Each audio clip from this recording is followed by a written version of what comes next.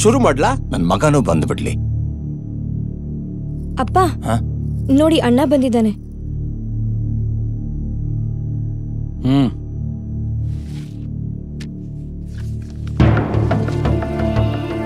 ನನ್ನ ಪಿತ್ರಾರ್ಜಿತ ಆಸ್ತಿಯಾದ ನಂಜನಗೂಡು ರಸ್ತೆಯಲ್ಲಿರುವ 6 ಎಕರೆ ತೆಂಗಿನ ತೋಟವನ್ನು ಮೈಸೂರು ನಗರದಲ್ಲಿರುವ ಶ್ರೀ ಗಾಯತ್ರಿ ದೇವಿ ರಾಗಿ ಮಿಲ್ಲನ್ನು ಶಿವದಾಸನಿಗೆ ನೀಡತಕ್ಕದ್ದು.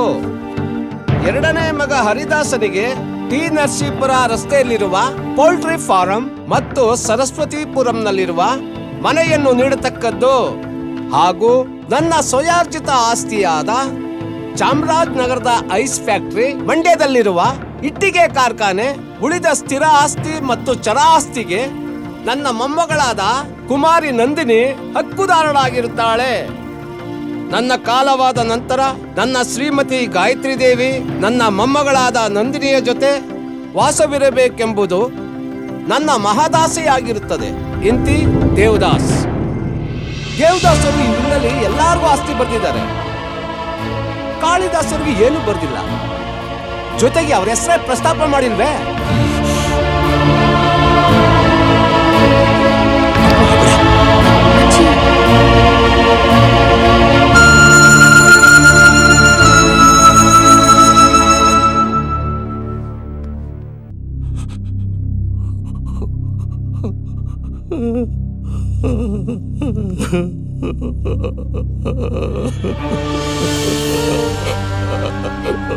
ಹೋಗ್ಲಿ ಬಿಡಪ್ಪ, ಅಳ್ಬೇಡ, ದೇವ್ರಿದ್ದಾನೆ. ಅಪ್ಪ ಅಳ್ಬೇಡಪ್ಪ, ನೀವಂತ್ರೆ ನಮ್ಗೆಲ್ಲ ಅಳು ಬರುತ್ತೆ. ನಿನ್ನ ತಾತ ಇಲ್ಲಲ್ಲಿ ನನಗೊಂದು ನಯಾ ಪೈಸೆ ಬರೀಲಿಲ್ಲ. ನನಗೇನು ಬೇಜಾರಿಲ್ಲ ಕಣ್ಣಯ್ಯ, ನನಗೇನು ಬೇಜಾರಿಲ್ಲ. ಆದ್ರೆ ಕಡೆ ಪಕ್ಷ ಕಾಳಿದಾಸನಿಗೆ ನಾನು ಏನು ಕೊಡೋದಿಲ್ಲ ಅಂತ ನನ್ನ ಹೆಸರನ್ನಾದ್ರೂ ಬರಿಬಹುದಾಗಿತ್ತಲ್ಲ. ನಾನು ಅವ್ರ ಮಗನೇ ಅಲ್ವೇನಯ್ಯ. ಸಮಾಧಾನ ಮಾಡ್ಕೊಪ್ಪ. ಅಪ್ಪ, ತಾತ ಏನೇ ಮಾಡಿದ್ರು ಅದಕ್ಕೊಂದು ಕಾರಣ ಇರುತ್ತೆ. ಆಮೇಲೆ ಈ ಮನೆ ವಿಚಾರ ಅವರೆಲ್ಲೂ ಪ್ರಸ್ತಾಪನೆ ಮಾಡಿಲ್ಲ. ಆದ್ರೆ ನೀನ್ ಮಾತ್ರ ಗಳ್ಬೇಡಪ್ಪ, ನಮ್ಮ ಹೊಟ್ಟೆ ಎಲ್ಲ ಚುರು ಇರುತ್ತೆ. ನಾನೇನ್ ತಪ್ಪು ಮಾಡಿದ್ದೆ? ಫೋನ್ ಬರ್ತಾ ಇದೆ, ಮಾತಾಡ. ಫೋನ್. ಹಲೋ, ಕಾಳಿದಾಸ್ ಅವರ ಸರ್? ಹೌದು ಸರ್, ನಾನು ಇಂಡಸ್ಟ್ರಿಯಲಿಸ್ಟ್ ಶಿವರಾಜರ ಸರ್ ಆಫೀಸಿಂದ ಮಾತಾಡ್ತಾ ಇದ್ದೀನಿ. ಏನ್ ವಿಷಯ? ಸರ್, ನೀವು ಇಲ್ಲಿಗೆ ಈಗಲೇ ಬರ್ಬೇಕಾಗುತ್ತೆ ಸರ್ ಆಫೀಸ್ಗೆ. ಯಾಕೆ ಸರ್? ಅದೇ ಪ್ರಾಪರ್ಟಿ ವಿಷಯವಾಗಿ ಬರ್ಬೇಕಾಗುತ್ತೆ. ಆಸ್ತಿ ವಿಚಾರವಾಗ? ಹಾಗಾದ್ರೆ ಕೂಡ್ಲೆ ಹೊರಟು ಬರ್ತೀನಿ. ಇಂಡಸ್ಟ್ರಿಯಲ್ ಶಿವರಾಜರ ಆಫೀಸಿಂದ ಫೋನ್ ಕೊಡು. ನಿಮ್ ತಾತ ನಮಗೋಸ್ಕರ ಏನೂ ಮಾಡಿಲ್ಲ ಅಂತ ಅಂದ್ಕೊಂಡಿದ್ದೆ. ದೊಡ್ಡ ಗಂಟೆ ನಮಗೋಸ್ಕರ ಎತ್ತಿಟ್ಟಿದ್ದಾರೆ ಕಣೋ, ದೊಡ್ಡ ಗಂಟು. ಏ ಬಾಯ್ ಬಡ್ಕಿ, ಸ್ವಲ್ಪ ಕೇಳಿಲಿ. ಈ ವಿಚಾರನ ಊರೆಲ್ಲ ಹೇಳ್ಕೊಂಡ್ ಬಂದ್ಬಿಡ್ಬೇಡ, ಗುಟ್ಟಾಗಿರ್ಬೇಕು, ಗೊತ್ತಾಯ್ತಾ? ಇವ್ರು ಹೇಳೋದು 4 ಊರಿಗೆ ಕೇಳಿಸತ್ತೆ, ಇದ್ರಲ್ಲಿ ರಹಸ್ಯ ಬೇರೆ ಕೇಳು. ಏನದು ಗುಸು? ನೀ ಏನ್ ಯೋಚನೆ ಮಾಡ್ತಿದ್ಯಾ? ಹೋಗೋಣ. ಆಯ್ತಪ್ಪ, ಆಯ್ತು ಬಿಡಿ. ಟ್ಯಾಕ್ಸಿನೇ ಬುಕ್ ಮಾಡ್ಬಿಡು.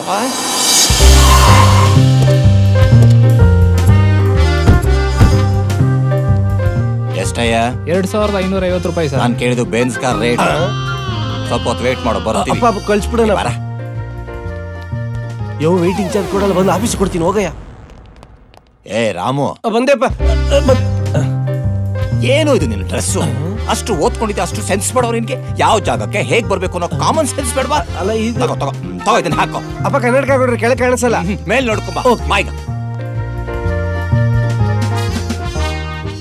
ಮೇಡಮ್, ಲಾಸ್ಟ್ ಟೈಮ್ ಬಂದಿದ್ರಲ್ಲ ಕ್ಲೈಂಟ್. ಎಕ್ಸ್ಕ್ಯೂಸ್ ಮೀ, ಹೇಳಿ sir. I would like to meet your ಏನ ಆಪ್ನ ಹೆಸರು?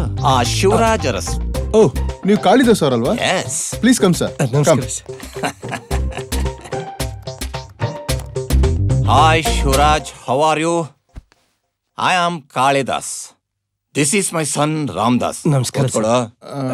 ಅದೇ ಸರ್, ದೇವದಾಸ್ ಅವ್ರ son Kalidas. Yes. Please sit down. He is a businessman. Businessman? ಏನ್ ಬಿಸ್ನೆಸ್? ಅದು export garments. Export garments? Good. Would you like to have something? ಈಗ ತಾನೇ ಬರ್ತಾ ದಾರಿಲಿ ಲಲಿತ ಮಹಲ್ ಪ್ಯಾಲೇಸ್ ಹೋಟೆಲ್ ಕಾಫಿ ಕುಡ್ಕೊಂಡು ಬಂದಿದ್ದೀವಿ. Oh. Fine. Mr. Kalidas, I'm really very sorry to say this. ನಿಮ್ ತಂದೆ ಸಾವಿಗೆ ನಾನು ಬರಕ್ಕಾಗ್ಲಿಲ್ಲ. ನಿನ್ನೆ ತಾನೇ ನಾನು ಲಂಡನ್ ಇಂದ ಬಂದೆ. It's all right. Better luck next time. ನಿಮ್ ತಂದೆ ಡಾಕ್ಯುಮೆಂಟ್ಸ್ ಬಗ್ಗೆ ಡೀಟೇಲ್ಸ್ ಎಲ್ಲ ಹೇಳಿದಾರಾ? ಅದು ನಿಮ್ಮ ಆಫೀಸಲ್ಲೇ ಎಲ್ಲ ಡೀಟೇಲ್ಸ್ ಹೇಳ್ತಾರೆ ಅಂತ ಅಂದಿದ್ರು. Nice man, very nice man. ಹೌದು ಸರ್. ಅದು ನಮಗೂ ಗೊತ್ತು. ಅಡ್ವೊಕೇಟ್ ಪ್ರಕಾಶ್ ಅವನ ಒಳಗಡೆ ಕಳಿಸಿ. ಹಾಗೆ ಬರ್ತಾ ದೇವದಾಸ್ ಅವ್ರ ಫೈಲ್ನ ತಗೊಂಬರಕ್ಕೆ ಹೇಳಿ. Okay sir. Kalidas, father of Ramdas. ಹೇಳಿ ಸರ್. ಪ್ರಕಾಶ್, ಹಾ. ಇವರು ದೇವದಾಸ್ ಅವ್ರ ಮಗ ಕಾಳಿದಾಸ್ ಅಂತ. ದೇವದಾಸ್ ಅವರ ಡಾಕ್ಯುಮೆಂಟ್ಸ್ ಬಗ್ಗೆ ಎಲ್ಲ ಡೀಟೇಲ್ಸ್ ಇವ್ರಿಗೆ ಹೇಳ್ಬಿಡಿ. ಅಂಡ್ ಮಿಸ್ಟರ್ ಕಾಳಿದಾಸ್, ನನಗೊಂದು ಇಂಪಾರ್ಟೆಂಟ್ ವರ್ಕ್ ಇದೆ, ನಾನು ಈಗಲೇ ಹೊರಡ್ಬೇಕಿದೆ. ನಮಗೂ ಒಂದು ಇಂಪಾರ್ಟೆಂಟ್ ಕೆಲಸ ಇದೆ, ಆದ್ರೆ ಇದನ್ನ ಕೇಳ್ಕೊಂಡು ಹೋಗ್ತೀವಿ. ಚೆನ್ನಾಗಿ ಡೀಟೇಲ್ ಆಗಿ ಕೇಳ್ಕೊಳ್ಳಿ, ಅವರೆಲ್ಲ ಎಕ್ಸ್ಪ್ಲೈನ್ ಮಾಡ್ತಾರೆ. Bye. Right. Good luck Kalidas. Same to you. And all the best. Thank you sir. Detail ಆಗಿ ಹೇಳಿ. Sure sir. ನೀವೇನ್ ನೋಡ್ತಿದ್ದೀರಿ? You can proceed. Mister Kalidas, ನಿಮ್ ತಂದೆಯವರು ನಿಮ್ ಮನೇನ ನಮ್ ಕಂಪನಿಗೆ 1 ಕೋಟಿ ರೂಪಾಯಿ ಮಾರಿದ್ದಾರೆ.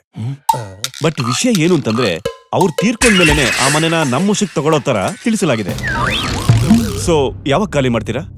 ಒಂದ್ ವೇಳೆ ಇನ್ ಮುಂದೆನೂ ನೀವು ಆ ಮನೇಲಿ ವಾಸ ಮಾಡ್ಬೇಕು ಅಂದ್ರೆ ತಿಂಗಳಿಗೆ 30,000 ರೂಪಾಯಿ ರೆಂಟನ್ನ ನಮಗ್ ಕೊಡ್ಬೇಕಾಗುತ್ತೆ. 1 ತಿಂಗಳ ಕಾಲಾವಕಾಶನ ಸರ್ ನಿಮಗ್ ಕೊಟ್ಟಿದ್ದಾರೆ. ಚೆನ್ನಾಗಿ ಯೋಚನೆ ಮಾಡಿ ಒಂದ್ ನಿರ್ಧಾರಕ್ಕೆ ಬನ್ನಿ. ಆಯ್ತು sir. And further any clarification please contact mister Shivraj Aras. ಆಗ್ಲಿ ಸರ್. Thank you sir. ಬರ್ತೀನಿ. ಹೋಯ್ತು.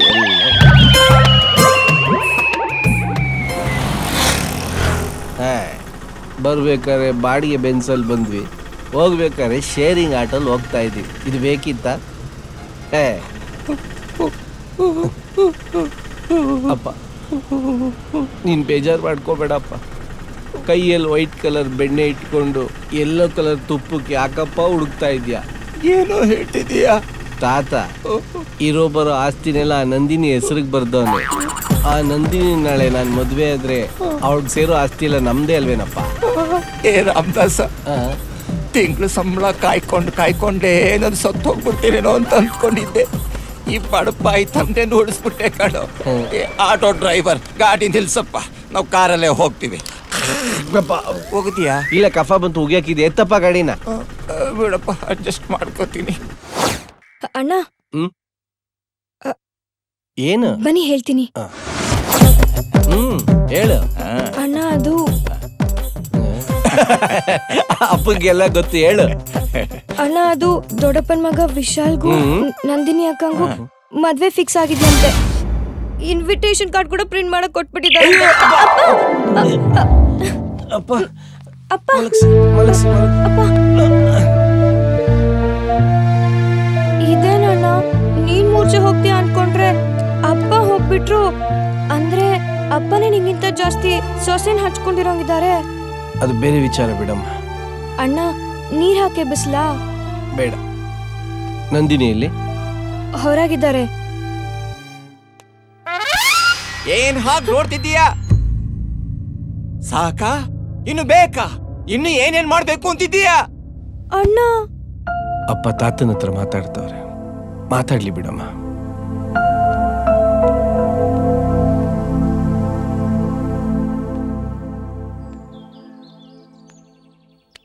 ದಯವಿಟ್ಟು ನನ್ನ ಕ್ಷಮಿಸ್ಬಿಡಿ. ಮೊದಲನೇ ಸಲ ನಿಮ್ಮನ್ನು ನೋಡಿದಾಗ ನಿಮ್ಮನ್ನು ತುಂಬಾ ಇಷ್ಟಪಟ್ಟೆ. ಜೀವನ ಪೂರ್ತಿ ನಿಮ್ಮ ಜೊತೆನೇ ಇರ್ತೀನಿ ಅಂತ ಕನಸು ಕಟ್ಕೊಂಡೆ. ನೀವು ನನ್ನ ಜೊತೆ ಪಳಗದ್ನ ನೋಡಿ ನೀವು ನನ್ನ ತುಂಬಾ ಇಷ್ಟಪಡ್ತೀರಾ ಅಂದ್ಕೊಂಡು ಒತ್ತು ಕೊಟ್ಟೆ. ಈಗಲೇ ನನಗೆ ಗೊತ್ತಾಗಿದ್ದು ನಿಮಗೆ ನಿಶ್ಚಿತಾರ್ಥ ಆಗಿದೆ, ನೀವು ಇನ್ನೊಬ್ರು ಸೊತ್ತು ಅಂತ. ನಿಮಗೆ ಗೊತ್ತಾಗ್ದಂಗೆ ನಿಮ್ಮ ಬ್ಯಾಗಲ್ಲಿದ್ದಿದ್ದು ನಮ್ಮಿಬ್ರು ಚಿಕ್ಕ ವಯಸ್ಸಿನ ಫೋಟೋನ ಕಟ್ ಮಾಡಿದೆ. ಯಾಕೆಂದ್ರೆ ನೀವು ನಾಳೆ ಮದುವೆ ಆದ್ಮೇಲೆ ಅದನ್ನು ಕಟ್ ಮಾಡೇ ಮಾಡ್ತೀರಿ. ನೋಡಿ, ನಾನೇನಾದ್ರು ನಿಮ್ಮ ಹತ್ರ ತಪ್ಪಾಗಿ ನಡ್ಕೊಂಡಿದ್ದೀನಿ ಅಂತ ನಿಮಗನ್ಸಿದ್ರೆ ದಯವಿಟ್ಟು ನನ್ನ ಕ್ಷಮಿಸ್ಬಿಡಿ.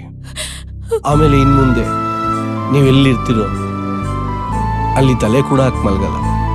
ನನ್ನ ಕ್ಷಮಿಸ್ಬಿಡಿ. I am sorry.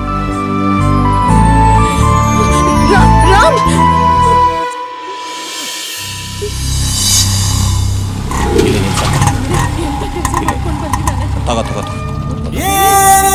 ಬಾರಪ್ಪ, ಇಳಿಯಪ್ಪ. ಹುಷಾರಮ್ಮ. ಅಪ್ಪ ನಿಧಾನ. ಅಂದ್ಕೊಂಡ್ಬಿಟ್ಟಿದ್ದಾನೆ ಕಣೆ. ಹೇಯ್ ಕಣ್ಬಿಡು. ಅಯ್ಯೋ ಕೊಡೆ ಇಲ್ಲಿ. ಕಣ್ಬಿಡು. ಬಿಡು ಕಣ್ಣ. ಎಚ್ಚರ ಮಾಡ್ಕೊ. ಇಲ್ಲೋಡು, ಇಷ್ಟೊತ್ತು ನಂದಿನಿ ನಿನಗೋಸ್ಕರ ಕಾಯ್ತಾ ನನ್ ಜೊತೆ ಮಾತಾಡ್ತಿದ್ಲು ಕಣೋ. ನಿಂಗೆ ಇನ್ನೊಂದು ವಿಷಯ ಗೊತ್ತಾ? ನಂದಿನಿ ನಿನ್ನನ್ನೇ ಅಂತೆ ಲವ್ ಮಾಡೋದು. ಅಷ್ಟೇ ಅಂತೆ ಕಣೋ. ನಂದಿನಿ ಚಿಕ್ಕ ಹುಡುಗಿ ಆದಾಗಿಂದ ನಿನ್ ಬಗ್ಗೆನೇ ಹೇಳ್ತಿದ್ರಂತೆ. ನೀವಿಬ್ರು ಮದ್ವೆ ಮಾಡ್ಕೊಂಡು ಕೊನೆ ತನಕ ಚೆನ್ನಾಗಿರ್ಬೇಕು ಅನ್ನೋದೇ ತಾತನ ಆಸೆ ಆಗಿತ್ತಂತೆ. ಆದ್ರೆ ಈ ನಿಮ್ಮಪ್ಪನ್ ಬೇಜವಾಬ್ದಾರಿಯಿಂದ ಆಸ್ತಿ ಎಲ್ಲ ನಂದಿನಿ ಹೆಸರಿಗೆ ಮಾಡಿದ್ರಂತೆ. ಮತ್ತೆ ನೀನು ನಂದಿನಿ ಮದ್ವೆ ಆದ್ರೆ ಆಸ್ತಿ ನಿಂಗೂ ಸೇರಲ್ವಾ? ಆಮೇಲೆ ಅಜ್ಜಿ ಕೊನೆ ತನಕ ನಮ್ಮನೇಲೇ ಇರ್ಬೇಕು ಅನ್ನೋದು ತಾತನ್ ಕೊನೆ ಆಸೆ ಆಗಿತ್ತಂತೆ ಕಣೋ. ಆದ್ರೆ ಆ ನಿಮ್ ದೊಡ್ಡಪ್ಪ ಇದಾರಲ್ಲ ಶಿವದಾಸ, ಅವರು ನಂದಿನಿನ ತಮ್ಮಗ ವಿಶಾಲಂಗ್ ಕೊಟ್ಟು ಮದ್ವೆ ಮಾಡ್ಬೇಕು ಅಂತ ನಿರ್ಧಾರ ಮಾಡ್ಬಿಟ್ರಂತೆ. ಈ ವಿಷಯ ಗೊತ್ತಾಗಿ ತಾತಂಗ್ ಇಷ್ಟ ಇಲ್ದೆ ಕೋಪಿಸ್ಕೊಂಡಿಲ್ ಬಂದ್ರಂತೆ ಕಣೋ ಪಾಪ. ಈ ಚಿಂತೆಯಿಂದಾನೆ ಪಾಪ ತಾತ ಹಾಸಿಗೆ ಹಿಡ್ದಿದ್ದಂತೆ. ಇದನ್ನ ಹೇಳೋಣ ಅಂತ ನಂದಿನಿ ನಿನ್ನ ಹತ್ರ ಬಂದ್ರೆ ನೀ ಹಿಂದೆ ಮುಂದೆ ನೋಡ್ದೆ ಬುರ್ರಂತ ಹೊಟ್ಟೋಗದ. ಅಯ್ಯೋ ನಿಧಾನ ಕಣಯ್ಯ. ಇಡೀ ಫ್ಯಾಮಿಲಿ ನಿನ್ನೆ ನಂಬ್ಕೊಂಡಿದೆ. ಆಮೇಲೆ ದಾಸ್ಪುಟ, ನಾಳೆ ಬೆಳಗ್ಗೆ ಚಾಮುಂಡಿ ಬೆಟ್ಟಕ್ಕೆ ನಂದಿನಿ ನಿನ್ನನ್ ಬರಕ್ಕೆ. ಇವಾಗಲ್ಲ, ನಾಳೆ ಬೆಳಗ್ಗೆ.